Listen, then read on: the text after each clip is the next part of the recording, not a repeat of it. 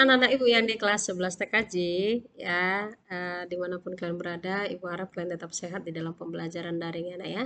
Nah, hari ini itu materi kita adalah membahas tentang melakukan konfigurasi dan perbaikan routing statis, yaitu di mata pelajaran administrasi infrastruktur jaringan. Nah, Ibu harap kalian bisa menyimak video ini dengan baik dan kalian bisa memahaminya. Nah, apabila ada yang mau bertanya, silakan boleh ditanya lewat grup atau di japri Ibu ya, Nak ya.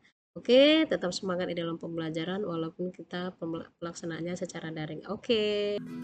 Kompetensi dasar dari materi ini adalah mengevaluasi routing statis dan mengonfigurasi routing statis. Baiklah, sekarang kita akan masuk pada materinya. Materi pembahasan kita kali ini adalah konfigurasi routing statis. Ada beberapa langkah yang harus dilakukan ketika hendak melakukan konfigurasi routing statis. Hal pertama yang harus kita ketahui adalah prosedur dan teknik konfigurasi routing statis. Routing digunakan untuk proses pengambilan sebuah paket dari sebuah alat dan mengirimkannya ke alat lain melalui sebuah jaringan yang berbeda. Jika jaringan yang kita gunakan tidak memiliki router, maka kita tidak akan bisa melakukan routing. Sekarang kita masuk pada prosedur untuk melakukan routing paket. Yang pertama adalah kita harus tahu dulu alamat tujuan dari paket yang akan kita kirimkan. Yang kedua, mempelajari network remote. Prosedur yang ketiga adalah dengan mencari tahu semua kemungkinan route yang dapat dilakukan ke semua remote network. Yang keempat adalah menentukan rute terbaik untuk setiap network remote. Dan yang kelima dan terakhir adalah router menyimpan tabel routing yang menggambarkan bagaimana cara untuk menemukan network remote atau jaringan-jaringan remote. Kita lanjutkan materinya. Sekarang kita masuk pada teknik konfigurasi untuk melakukan routing statis pada Cisco, yaitu dengan cara memberikan IP pada interface, mengaktifkan interface, dan menentukan route statis, yang mana hal ini bisa dilakukan dengan 3 cara, yaitu menggunakan exit interface, menggunakan next hop IP address, dan bisa juga menggunakan penggabungan dari keduanya. Oke, sekarang kita masuk pada studi kasus routing statis. Contoh studi kasus yang akan kita buat pada kali ini adalah yaitu topologi jaringan yang ada pada 2 buah gedung, yang mana masing-masing gedung menggunakan satu router Cisco sehingga nanti masing-masingnya dihubungkan oleh router tersebut. Langkah-langkah konfigurasi routing statis pada kasus ini adalah yang pertama, kita harus terlebih dahulu memberikan IP address pada masing-masing laptop yang akan digunakan atau komputer. Yang kedua, kita harus melakukan konfigurasi pada router, yang mana di router ini yang kita atur adalah pertama itu hostname, IP address, mengaktifkan interface pada router itu, kemudian kita memasukkan IP route untuk tabel routingnya. Oke, langsung saja kita masuk pada kasusnya. Di sini kita buat topologinya. Bagian ini, bagian kiri kita ibaratkan itu satu gedung dan bagian kanan kita ibaratkan gedung yang lain. Jadi di sini ada 2 buah router, 2 switch dan 4 PC. Jadi masing-masing PC sudah diberi IP.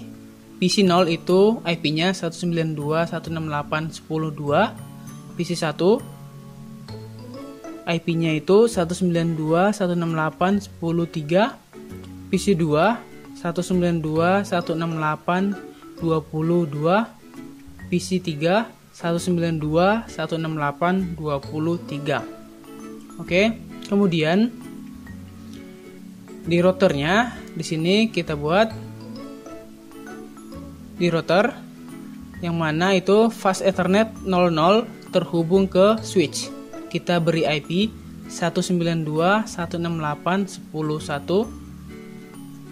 Kemudian fast Ethernet 10 kita beri IP 10.10.10.1. Di router yang satu lagi di sini kita lihat fast Ethernet 10 itu kita beri IP 10.10.10.2 dan di sini kita menghubungkan router kepada switchnya yaitu melalui fast Ethernet 00 kita beri IP 192.168.21. Oke, sekarang kita akan mencoba pingnya. Di sini kita mencoba ping antar gedung. Kali ini dari PC 0 kita ping ke PC 1. Di sini sudah sukses karena sebelumnya sudah diberikan IP-nya. Untuk memberikan IP-nya kita double klik, baru kita pilih dia bagian IP configuration. Nah, di sini dia sudah dimasukkan IP address, subnet max dan default gateway-nya. Oke, sekarang kita coba ping yang di gedung 2 dari PC 2 ke PC 3. Dia sudah sukses. Oke. Sekarang kita masuk pada konfigurasi pada routernya. Untuk di router ini kita akan melakukan konfigurasi. Di sini dia masih merah, artinya dia belum terhubung. Oke, kita buat dulu. Kita klik sekali. Baru di sini kita masuk pada menu CLI. Di sini ada pertanyaan continue with configuration dialog. Kita pilih no. Karena jika kita pilih yes, maka dia akan masuk pada konfigurasi widgetnya. Oke, kita pilih no. Tekan enter sekali. Oke, tampilan pertamanya adalah router. Yang harus kita lakukan adalah kita mengetikkan enable. Lalu kita buat configure terminal. Oke. Sekarang kita sudah masuk pada konfigurasi terminalnya. Kemudian yang akan kita lakukan sekarang adalah kita akan mengaktifkan interface dan kita akan memberikan IP pada setiap interface-nya. Oke, kita lihat lagi di sini.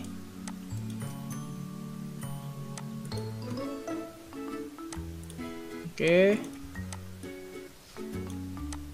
Sini kita lihat tadi yang mana FA00 atau Fast Ethernet 00 dia terhubung ke switch dengan IP 192.168.10.1. Kita buat interface FA00, enter. Sekarang kita akan membuat IP-nya, IP address 192.168.10.1. Kita buat sesuai IP yang sudah kita atur tadi. Lalu kita masukkan subnet max-nya 255.255.255.0. Lalu kita enter. Kemudian kita buat no shutdown. Oke, dia sudah aktif. Lalu kita akan mengatur IP address dari yang selanjutnya, yaitu kita akan menghubungkan dari router 1 ke router 2 melalui FA10. Oke. Untuk settingnya kita buat exit dulu supaya keluar dari pengaturan interface yang pertama tadi. Oke. Selanjutnya kita buat interface FA10. Oke, sekarang kita masukkan IP-nya. IP address 10.10.10.1 sesuai yang ada di sini. Baru kita masukkan subnet max-nya 255.255.255.0. Oke, kita buat no shutdown. Oke, sudah masuk. Kita buat exit. Oke, sudah. Bagian konfigurasi dari gedung A sudah. Di sini dia sudah berwarna hijau. Di sini masih berwarna merah karena kita belum mengatur konfigurasi di router di gedung yang satu lagi. Oke, kita masuk pada router 1. Kita buka CLI seperti yang tadi. Oke, kita ulangi prosesnya. Kita pilih no, enter, enable. Lalu kita masuk pada konfigurasi terminal. Conf T. Oke. Kemudian Sekarang kita masuk pada pemberian IP pada setiap portnya.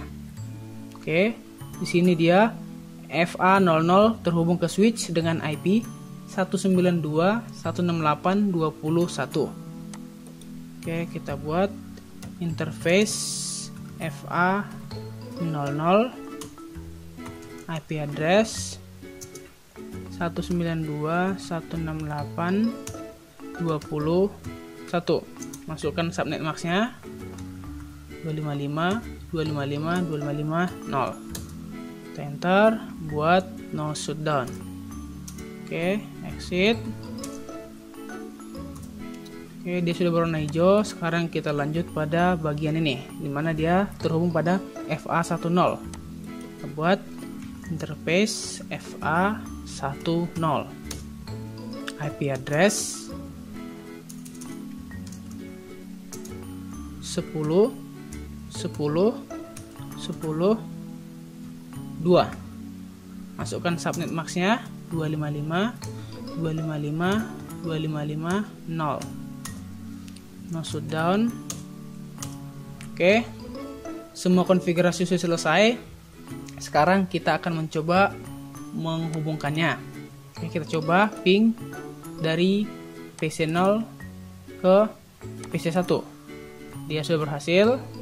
Kemudian kita buat dari PC0 ke router. Dia sudah berhasil. Kemudian kita buat dari PC0 ke PC2. Dia komunikasi antar gedung. Dia masih gagal. Coba sekali lagi di sini. Masih gagal. Kenapa gagal?